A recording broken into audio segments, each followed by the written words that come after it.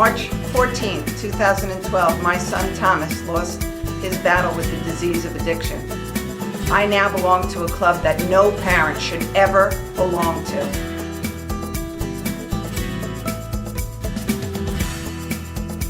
Do you know the signs? Do you know the trends that children are doing in today's world?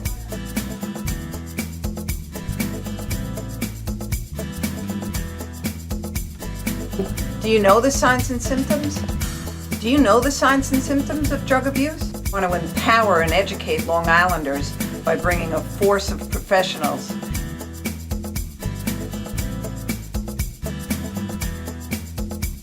and how to prevent the disease of addiction. Long Island in Crisis. Good evening and welcome to Long Island in Crisis. This show is dedicated to substance use disorder, and it is a disease. It is a mind disease, so let's just make that first and foremost. I talk to so many people, and I am still amazed at the lack of education that most people have regarding the disease of addiction. And it's not anybody's fault, and certainly I'm not criticizing anyone, but we really need to educate and empower ourselves on what we can do and what we should be doing for the youth and also for anyone suffering with the disease. I lost my son 4 years ago, so I know the insanity that the family goes through while dealing with someone suffering from substance use disorder. And tonight, I'm very excited. I would get up and do the happy dance, but I won't. That my friend Kim Laube is here. So we talk about substance use disorder, but let's talk about preventing substance use disorder, because I'm telling you right now, not one more should die from this disease, not one more. And Kim has been appointed. She is sitting on the governor's task force, along with our other good buddy, Dr. Jeff Reynolds, and some great people are sitting on the task force. And I'm happy to see the governor's going to put forth more legislation because we have to do whatever we have to do to get this under control. So important. Just this particular task force, what I love about it is the breadth of who is on it. You know, there are folks from many different facets that touch addiction in very different ways, some from an educational standpoint, some from a community-based prevention agency like myself, others who are experts and, very smart about this, like your Jeff Reynolds, folks who are in recovery are on it, law enforcement is there. So there's really a great mix of individuals from many different areas, from law enforcement to community to human beings to folks who wear many hats. A couple of the guys on the task force are veterans, and they're so hurt by this also. Absolutely. And so it's really important to make sure that we have everybody represented, and I think they've really done well with making sure that we're all covered in there. So tomorrow is the last hearing, I do believe, in Brooklyn. So I'm not going to ask you any trade secrets. Sure. But I know that I heard a lot of criticism from people who wanted the opportunity to speak, but this wasn't the forum to talk about personal stories or what happened to them. They're very important, but they're also very well known now that we're so entrenched in this epidemic. So what solutions have you heard that you could share that may, shed a little light? So first and foremost, people are very passionate about this, as they should be, and it is very beneficial, and it's important for us to hear real life stories. Some of us have lived it. Some of us are in the throes of it. So we're really well aware, like you said, of the devastation. As we traveled the state and Lake Placid, Staten Island, Long Island, Schenectady, we heard a lot of the same things come up.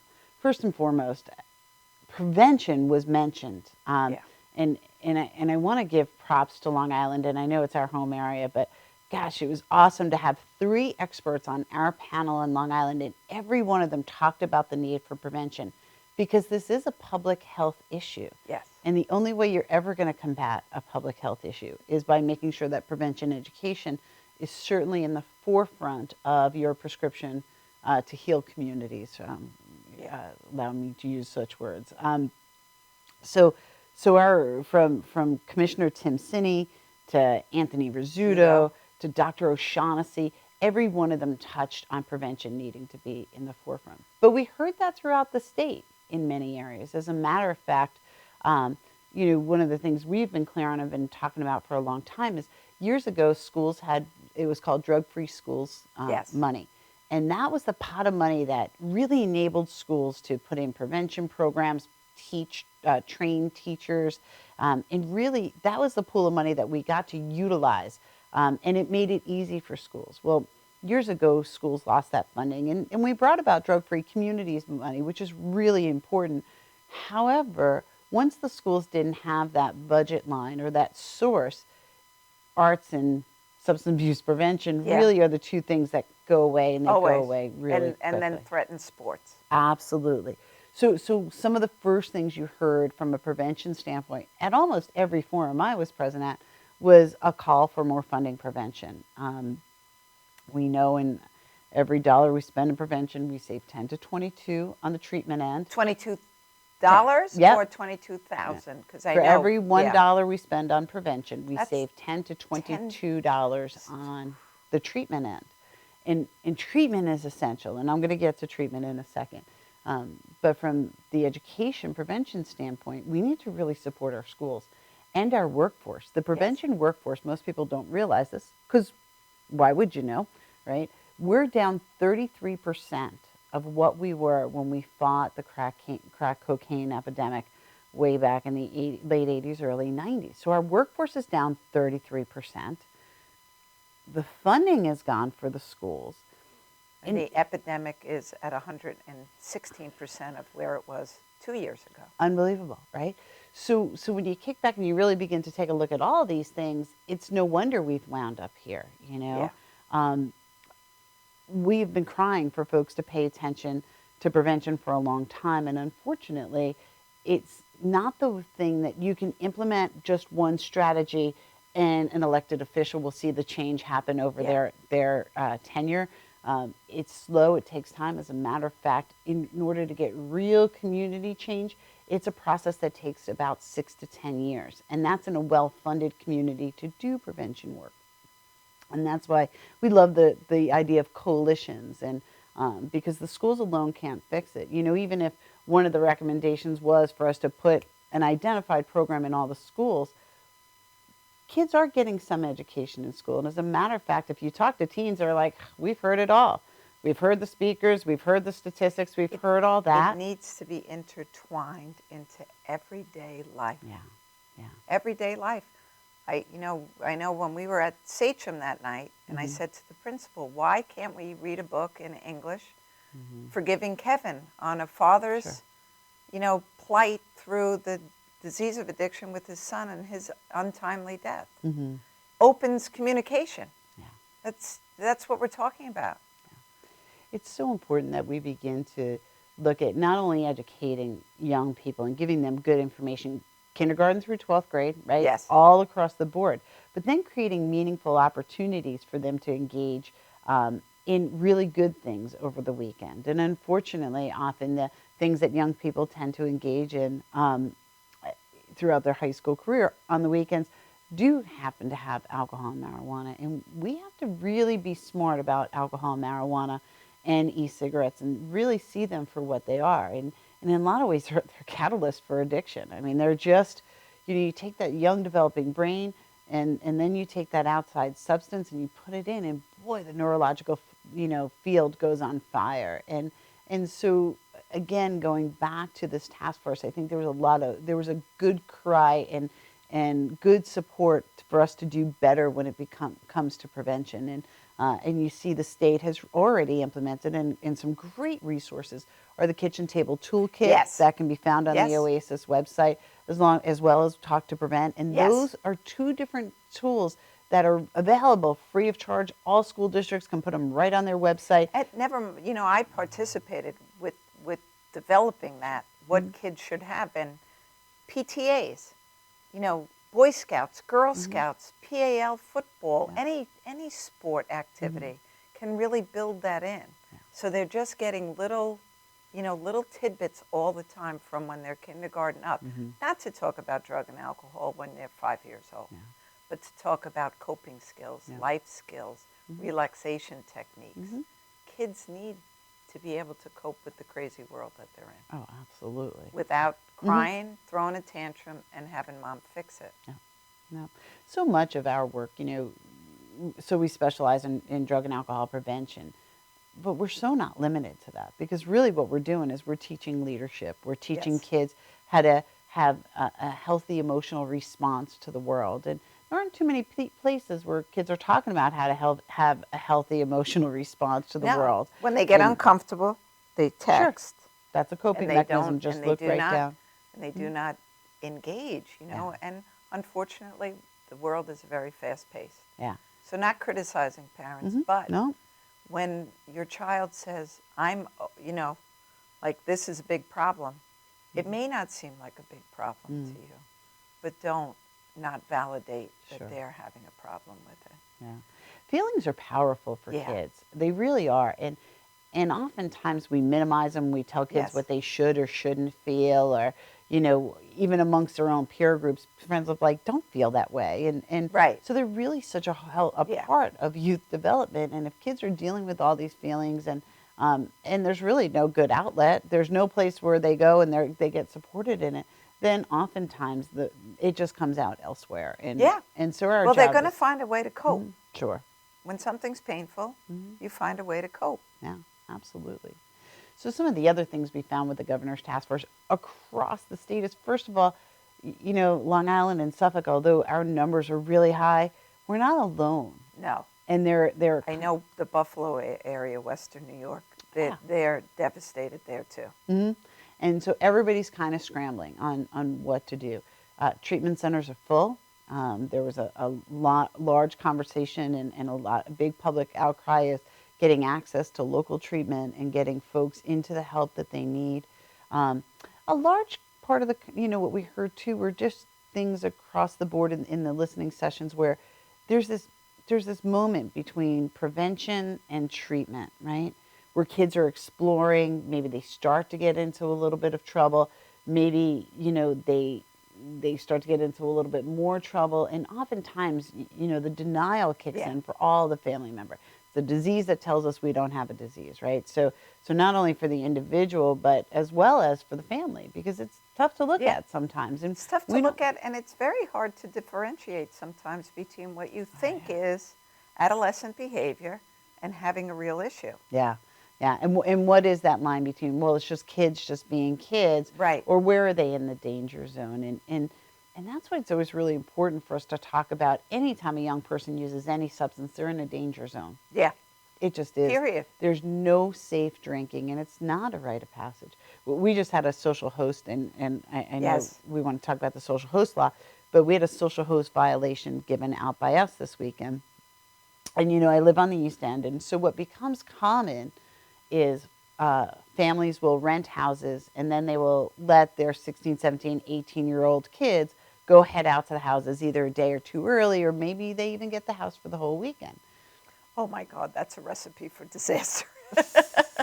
So we tend to see the disaster a lot. And, in just this past weekend, Memorial Day weekend, it was Friday afternoon at noontime, and of course there were a bunch of 18-year-olds playing beer pong on the front yard. And I'm certain that there was well-intentioned parents there who thought, we'll just make sure the kids are safe. They're in a house. They're not going to drive. Better they drink at home. And what we really need to begin to really think about is that again, in that young developing brain, we may have just triggered addiction to happen. And we just don't know which kids it's going to be. Exactly right. And so 9 kids will go out and drink, and for one of them, we just jump-started addiction. The other 8 may or may not see major problems with them. They may see some problems, but they may not become addicted. They may not move past alcohol, or maybe for some they will. but we don't know, the same as we don't know how diabetes, we can put 9 people in a room and some will have diabetes and some won't. Some will be able to process sugar normally and some won't. And I make that connection because addiction's no different. It is a disease of the brain. Yes. And for some, we're not able to process it. I happen to be a person in recovery myself. No matter how much I wanted to stop, I just couldn't. And so that doesn't make you bad. Doesn't make me bad. Doesn't make that you didn't make correct decisions. It didn't mean anything. No. It just meant, I would challenge people to think of it this way. Everybody wants to lose 10 pounds. Why can't you? Because inevitably, dessert's going to win. After dinner drink's going to win. Yeah. Eating too much is going to win. So why can't you just say no to all of those things? Why can't you just do it? Because it's hard. Yeah. So why turn that on? Everyone's got some kind of something. And I have to say this culture of addiction that we have is really powerful. I mean, we live in one of the greatest places. We've talked often on this show that, tourism, the connection between alcohol and tourism. Especially on the East End. Especially on the East All the End. wineries. On the North Fork, you have wine country, and on the South Fork, you have Come Party in the Hamptons, right? So, and then you have poor little Shelter Island caught in between the two of us. Yeah. So you've got... They had some trouble this past weekend, too. Yeah. There's been a lot. And I think today I saw a report 100 DWI arrests this weekend. That's a lot of drunk driving out there on the road. That's reported. That's reported, absolutely. So you don't know what reports haven't come in yet. Yeah. But that's a lot. So, so we're up against this, right? So you've got the prevention side, you have the treatment side, you have the reports for supports for recovery that we need. Law enforcement needs some help, and gosh, I'm so proud of what law enforcement is doing with this. Commissioner Cini is just doing a bang-up job. Yeah, great so guy, proud right? of him. Yeah, and not easy to step into what he stepped into, and he said, I'm going to take this, and I'm going to stand out no matter what. And that's the kind of leadership we need in a lot of different areas. And there are ways that same example of leadership, we can do that on an individual level of just saying, hey, I'm not going to stand for this anymore. I'm not going to let one more kid die that's in my circle. And so what can I do, right? Young people can learn to say, you know what? It's not me. I'm not going to be the one who drinks underage. I'm not going to be the one who starts smoking. And I'm going to influence my peers to do the same. Or maybe it takes that parent, that really popular parent who's enmeshed in all the in all the team sports, and who says, you know what, we've got to start thinking about our athletes differently. And we need to turn around and create better avenues and not just say it's a rite of passage. And it's zero tolerance. Yeah. I've often said, it takes one football game for a coach to sit the star player who was partying the night before. One time that will happen and the whole team will fall into place. Yeah. I really believe that. I believe that can make such a difference, right? And again, supporting policy. So I have hope and that parents supporting that. That's not easy to watch your child be removed or have to sit or accept consequences, but it's absolutely essential that it's imperative. It's imperative.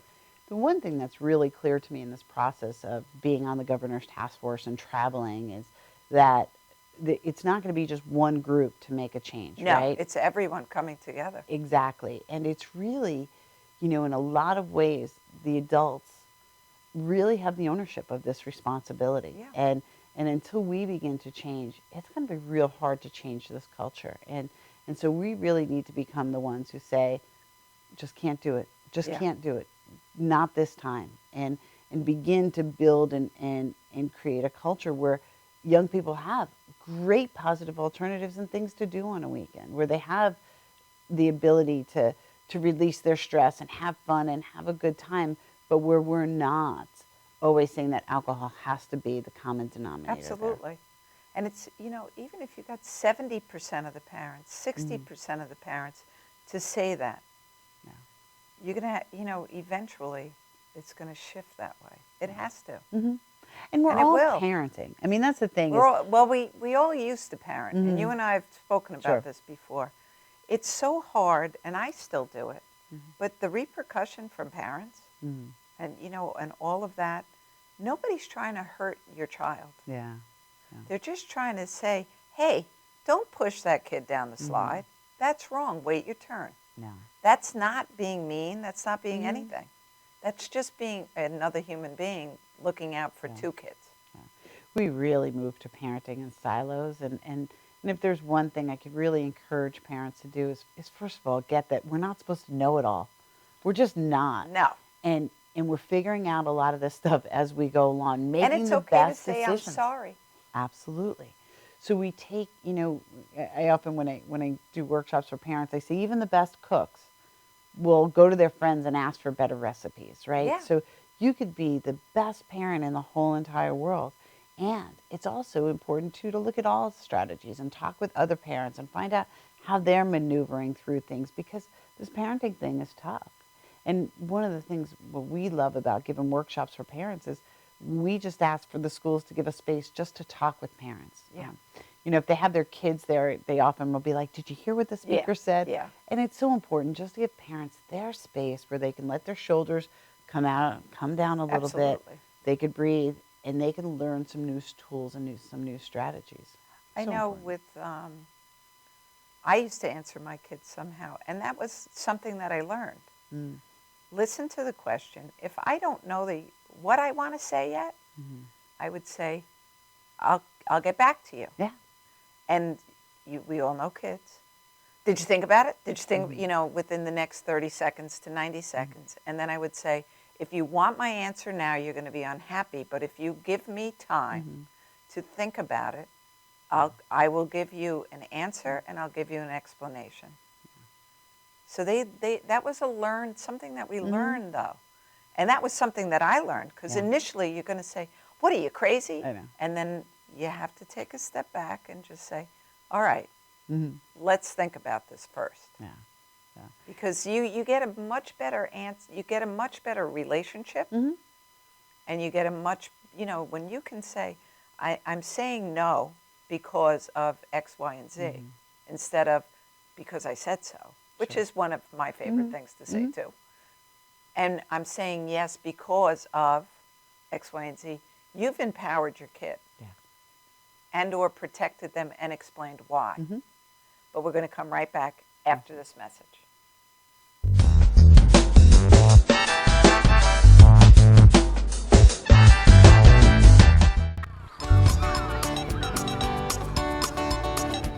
You smell so good, I won't have to bathe the next 2 weeks.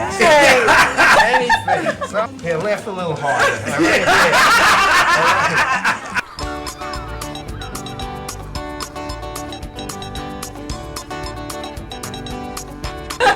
I will take him. I would be proud to show you off, you little old weirdo man.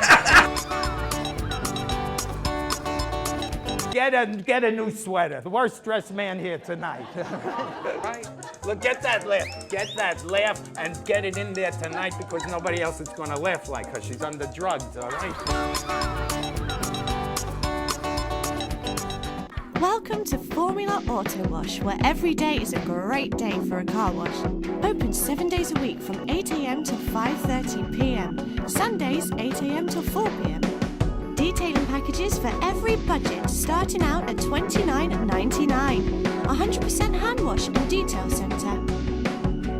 Hog's hair and microfiber brushes and mitts. Proudly using Ecolab Blue Coral soaps and waxes. Formula Auto Wash has served the community for over 30 years. Senior discounts all day, every day. Ladies' Day Wednesday, $3 off any wash. Early bird discount Monday through Thursday till 9:30 a.m.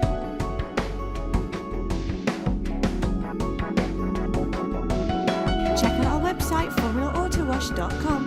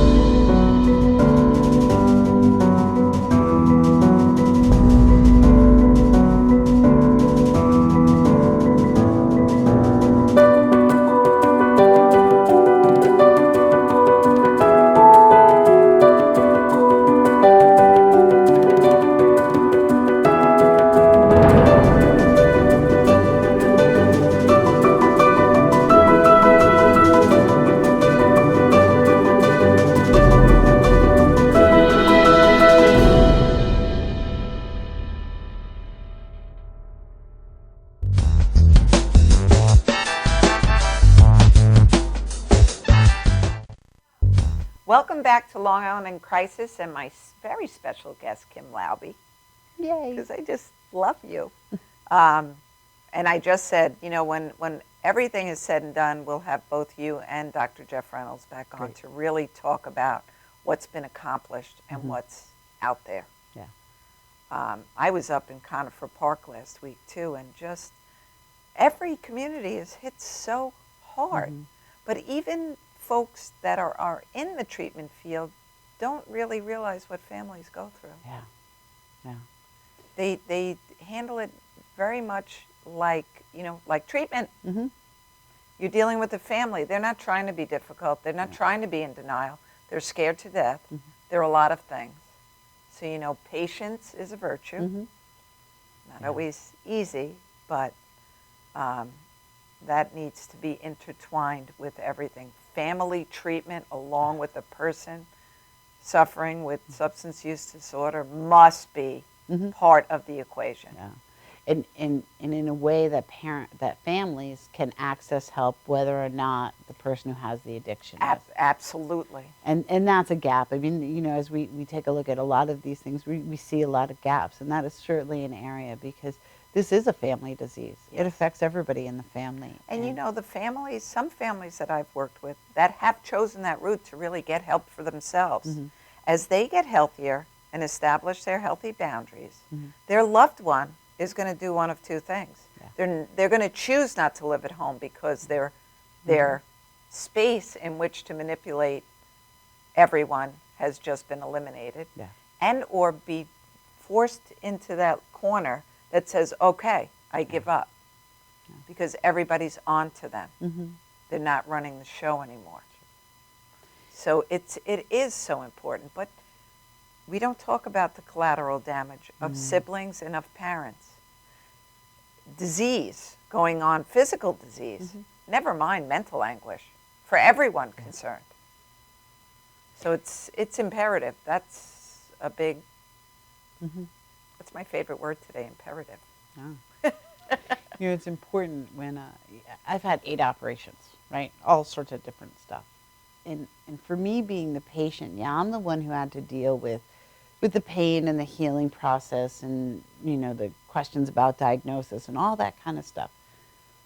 But it was really my family that had to take care of me, be there for me, show up, and manage their lives all at the same time. And so we all do this together, you know, in support for family members, the same as we need support for family members when it's cancer or any other tragic disease, right? So it's really important that we use the same kind of integrated healthcare as we begin to look at addiction as well. You know, Jeff said it great one night. You know, families don't want to remove alcohol or lock it up in their houses. Yeah. And, you know, we were discussing that when he was on, and he said, you know, his kids are young, and his son has a very severe peanut allergy. Yep. So he likened it to, well, I like peanut butter, but I don't keep it in my house if it's going to kill my son. Yeah. I make that clear decision and determination based on the health and welfare of the person struggling with the allergy, with the disease, with whatever it is. Sure. You know, when diabetes strikes a family, you are going to change how you shop and what you're going to have as snacks and alternatives, because you want that one person not to feel left out. Yep. It's the same with substance use disorder. Yeah. Same with it. You know, even if you have your friends who, you know, as we become healthier as a society and folks start to eat cleaner, you know, that we've made strides in so many different ways. And this I have to believe that this is the next really big stride. And for some people it's a leap. It's a leap in thinking and thought process, because let's face it, alcohol especially is integrated every place we go. We go, you know, you buy a car, you buy something big. As you close the deal, generally there's a bottle being opened. Anytime we celebrate or get the girls out for a night out or the guys out for a night out, it tends to be at a lot of different things. And again, make no mistake, I'm certainly not against alcohol. No, And we're not the alcohol police. Absolutely. I can enjoy a glass of wine with dinner. Sure. Certainly not every night. Yeah. When I choose, not because I've had a bad day. Yeah. It's never because I've had a bad day Absolutely. will I turn towards drugs or alcohol. Yep. And I likened it to losing my son. I don't think there's anything worse that could ever happen in the world is losing a child. I could have drank through that, and people would have excused my behavior. No doctor any doctor would have written me anything. Anything. Xanax, Valium, sleeping pills, whatever. But at the end of the day, I still had to sit through my feelings. I still work through grief processes. If you don't sit through it, it's not going to get solved. So my coming home having a bad day, that's not an answer to anything. Write down some things and then say, you know what, tomorrow's another day. I'm not solving this tonight, and that's okay. Yeah. And that's what I see that parents don't allow their kids to do. You know what? We don't need to decide what college you're going to tonight. Get some sleep. We'll talk about it. Yeah. We'll start to make lists. We'll start to, build that. Yep. And I want to say that, I work directly with young people. And the number one thing they're all battling, and these are kids across the board, Yes. every different walk of life. They represent every subculture of the population of their peer group. And across the board, the amount of stress that they all report, the pressure to be a certain number in the class, a pressure to get the leading part, the pressure to get a certain amount on your SATs or to get into those colleges, or the pressure to perform athletically so you can get that scholarship because of the cost of college, right? So there is tremendous stress and pressure, and which is okay. It's an okay motivator for kids to have these goals and these places that they want to aspire to. I think what we miss in this puzzle is what counteracts that, and how do we teach them the breathing techniques, the yoga, the meditation, how to set a goal, and how to set yourself up to win at a goal, and what is your ultimate goal, and What is your and if you if you shoot for the moon and you fall among the stars, that's okay. Yeah. That's okay. I remember my daughter went to middle school in the 5th grade in our district. They changed it since then. But she went from elementary school, one teacher sitting at your desk, to navigating a locker, moving between, and writing assignments down. It was huge. And I remember going to class, having a team meeting and say, do you teach how to study? Yeah. Do you teach how to organize? Because these are babies. They're 9 and 10 years old. Yeah. It's kind of silly that you expect this, but you never taught them how to do this. Yeah. And fatigue will get you time and time again. If you're constantly have stress and pressure, and just even navigating where you're going to sit at a lunch table, where you're going to sit on the bus, and where your group is going to be. And those are big things to kids. Those are big things, right? And so again, in a peer group, kids are protected by 4 main domains. Their family is one of the main domains, their community, their school, and their peer group, right? And so on each of those domains, they want to feel like they're bonded. Well, oftentimes kids feel naturally bonded with their families. That is a natural thing. Not always. Not always. Because there are families who have a lot of conflict going on and a lot of stuff. Absolutely. But that peer group and that bonding and finding that place that you go, safe, this is my group. That doesn't happen so easily for young people. It doesn't. And oftentimes they're trying to figure it out. They will find a group, though. They will. They will find a group that may not be doing what you want your child doing, but they will find their peers. Yeah. They will find their dysfunctional peers that are maybe going to take those riskier behaviors. Or they'll isolate. And we see that happening as well. So again, what the supports that we look at is how can we really help young people navigate through all of this, whether it's school stuff, community stuff, family stuff, that really there's a need to be working with young people, very much similar to what we're doing, but not exclusively. There are many other programs similar to us that are out there. I often wonder, though, what happened to I remember it always being said to me, and people still say it to their kids today, this is the best time of your life, right here, right now. But it's not. Yeah. They're up at 6 o'clock in the morning to go to school at 7.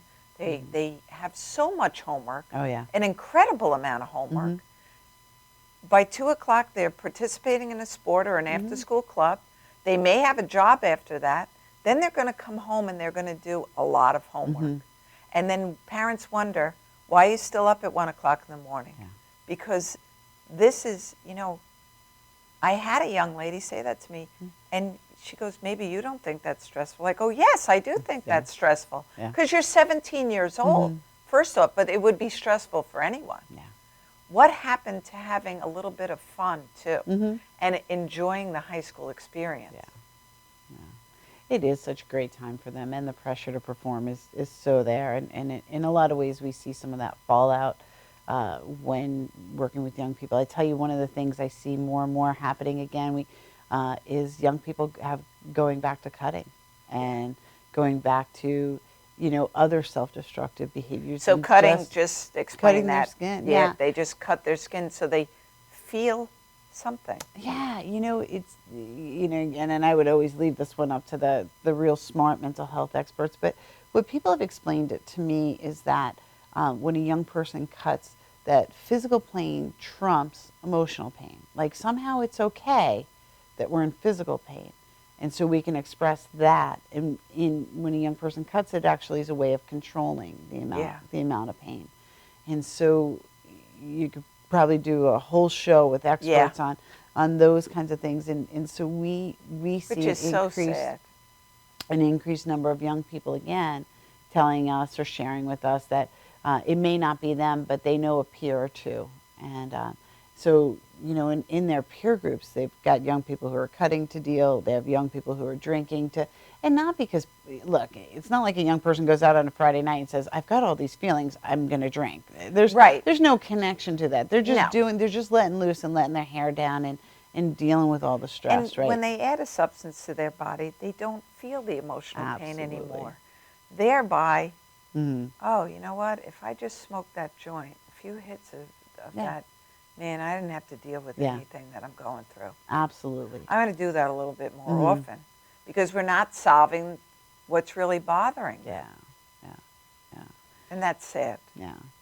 So it's important to get those things in there. And then it's important for adults to really find, and talk with other adults of just different things that you're up against. Like, when do you let your kid begin to walk to the 7-Eleven by themselves? What's the right age? What's the right age to leave your kid alone on a Friday night if you and your partner go out for dinner or, dancing or to do something? And so those types of things really become important on parents talking to other parents and kind of figuring it out, what's working, what are some best practices, and even talking and taking some parenting courses. I mean, there are some great programs like Guiding Good Choices out there that your local agencies are running, and those are great things to get involved with because it actually creates an avenue where we say, hey, how can we all talk about this? And it empowers you as a parent to feel like I've done something.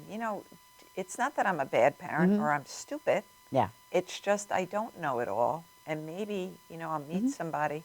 It's just, again, the community coming together. And we can't change what we don't know as parents. And I think that the pressure on parents is tremendous. I'm a parent. I get it. And there's that saying, a mom is only happy as her least happy child. However, right? Least miserable child. Right? So we want our kids to have these robust, full, powerful lives. And see them excel, whether they're in the theater, if they're on sports teams or academically. Like, that's an awesome thing as a parent. Oh, absolutely. To see. And many of us are working 2, 3, 4 jobs to afford to live in this beautiful place that we live. Absolutely. And we can't minimize our own pressure of what we do on a daily basis just to be able to survive in one of the most expensive places to live. Absolutely, without a doubt. And so it's not always easy for parents to get out to those parent groups or to go out to the school forums. But I challenge parents too. Your kids don't have to be in everything. Yeah. So take a step back and when you're working 2, 3, 4 jobs, is it for all the extras? Because it's okay to say no. Yeah. It's okay to say, I got news for you. I do believe that the young people will be like, Yeah. can I just sit at home? Can I just breathe? Can I just ride my bike? Yeah. Can I walk the dog? Can I just be? You know, Can I just be? when you came out to Shelter Island, you know, so here we had 60 teenagers from all over Suffolk Yes. County, Kings Park, Shelter Island, West Hampton, a bunch of different schools, and Northport was there. Yes. And I remember you had this moment. You were like, oh, "Listen to that," and Yeah. and you were like, "That's the sound of kids playing outdoors." Oh my gosh, absolutely amazing. It was an old familiar song to you. Now, one of the reasons why you were able to hear that is one, because when you participate in our weekend programs, you give up your cell phone for the weekend. And they didn't care. I have to say that again and again. They didn't care. They Yeah. didn't have their cell phone. Yeah, yeah, They were busy with activities, and then on their downtime, they were playing frisbee, basketball, walking on the beach, yeah, you know, Climbing rocks. talking to one Absolutely. another, yeah. Bonding, singing. yeah. It's really, you know, the sound of children playing outside. And I hadn't really thought about it till you were like, oh, wow, that was Wow, it so was so refreshing. great. Yeah. And again, providing more opportunities for that, you know, to, Well, it was a safe place for them to do all of those things, yeah, you know, and they knew that. yeah. And But- it's encouraged. Ah. Yeah, it's encouraged. It was so amazing to watch that. Yeah. So if we're going to really begin to make any strides, my hope is in the parents, and my hope is in the community members. Well, it's not in the children. You know, children learn what they are taught, Yeah. and they certainly learn the best by example. And it really doesn't, you know, it does matter it does matter what things like a governor's task force brings down, and it does matter the work that policymakers are doing. But that real change has to come and take place in communities. And I go back to those leaders who are going to stand tall. And they're going to stand tall like a way a Tim Sinney does, or a Tom Silmy, who is Yes, heading up this legislation. With the social host law. With So the the social host law is anyone over the age of 18. If your 18-year-old is home Yep. and your 16-year-old is drinking, and the police come to your house, Yep. your 18-year-old is going to be Held accountable. held accountable, knowing that that's whether they know or they don't know. Yep. So we're going to cut to this break, and Great. then we're going to finish, because that's a really important message coming into prom Absolutely. season. We'll be right back after this message.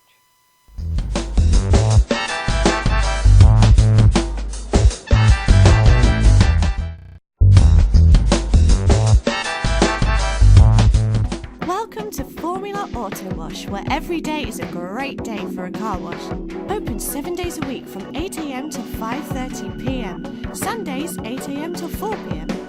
Detailing packages for every budget, starting out at $29.99. 100% hand wash and detail centre. Hogshair and microfiber brushes and mitts. Proudly using Ecolab Blue Coral soaps and waxes. Formula Auto Wash has served the community for over 30 years. Senior discounts all day, every day. Ladies' Day Wednesday, $3 off any wash. Early bird discount Monday through Thursday till 9:30 a.m.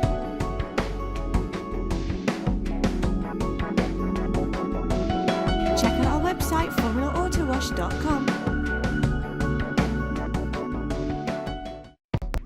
Welcome.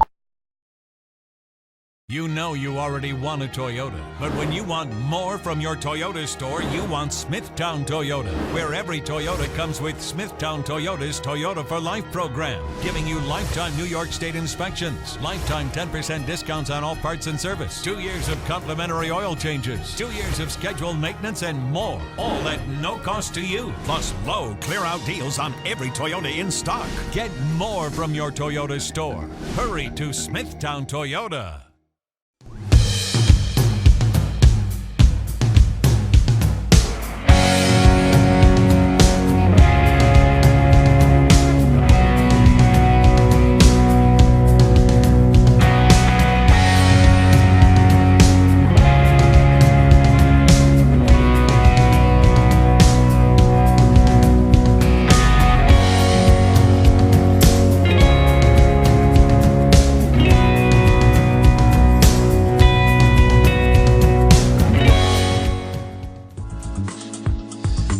to the Rehab Center located at 2025 Brentwood Road in Brentwood, New York.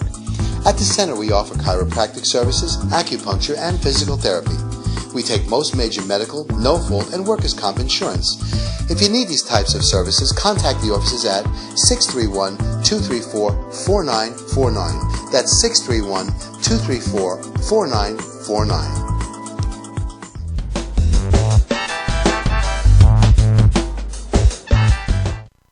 Welcome back to Long Island in Crisis, and we were just discussing the social host law. Yeah. So It's one of the laws that most, so first of all, it's been a law that's been on the books, and again, Suffolk County's done a great job in leading the way. And Commissioner Silmy is, Sinny. Tom Legislator Silmy and Police Commissioner Sinny Yes. are really hot on this topic, Yeah. as well they should be. Absolutely, right? So we all know that, across any town on any given weekend, there's a lot of underage drinking going on. And there's generally a house and a party. What the social host law does, exactly what you said, it's if I am in control of my domain, of the house, of the area, and if I am 18 years and older and there are young Because people. 18 is the age of majority. Right? So if I'm 18 years or older, I'm in control of my domain, and there's underage drinking happening, I am accountable. So the first offense is a $500 fine, second time is $1,000, and or a year up in jail. Well, But now they want to move it to being a misdemeanor. yep, and that public hearing is tomorrow. Yes. And I've heard all the arguments across the board, right? Like, why are we doing this? And, it doesn't make sense. Let's go after heroin. And don't we have bigger fish to fry? And the truth is that, again, this is one more tool in the toolbox, because somebody's got to stop and say, enough already. We've got to do more. It doesn't, as a parent of a child who lost his battle with the disease of addiction, Yeah. it doesn't, Thomas didn't wake up and start shooting heroin. He started with a cigarette, a joint, or a beer. One of those three things lit his brain on fire at the age of 15. And it was off to the races. And People need to hear that loud and clear. It really crystallizes that the conversation must be about where addiction begins and not where it ends. Yes. I have yet to meet anybody who said, heroin was my first drug of choice. I have yet to meet anybody who said, I only tried heroin once. Yeah. So what's happening with heroin that is different, if we want to take a look at it, that is from the moment a young person starts drinking, it used to be that they could drink for a while, maybe they would begin to get involved in other stuff, maybe they would go down, and the point from where you began experimental drinking to dependence, there was some space in there. Yes. What's happening with heroin in today's culture and today's drug, and remember, even alcohol Yes. is not Schaefer beer anymore. No. Matter of fact, many of the craft beers have, 9% alcohol by volume, and so they're all, even that game has changed. So now the point of where somebody begins experimenting, one, they're starting younger. Yes. We've got to pay attention to that. Yes. They're starting younger. They're drinking differently. They're drinking rate, vodka. The rate of binge drinking today is so high. So now you have starting younger developing brains, different products mixed in there, and now introduce other substances. And then suddenly the space between where somebody's experimenting and they're in trouble, it's a shorter space. And here's the scary part. Once they get into trouble, it's even a shorter space between there and their ultimate bottom, which is death. Yeah. And where we used to be able to coach parents in doing tough love and, have them feel all the consequences. Unfortunately now, for some, it does mean death. Yeah. And those are some of the way the game's changed. Kids also, the way they drink now has changed. Oh, sure. Eye washes, flooding their eyeballs with alcohol because it's so readily into their blood, into their mucous membranes. Tampons soaked in alcohol. Yeah. And boys use it too, so just think of a different orifice Absolutely. for them. So these, when we're talking about hardcore addiction to alcohol Yeah, if you're willing to do that. absolutely. So, parents have to hear that. It's not just Friday night.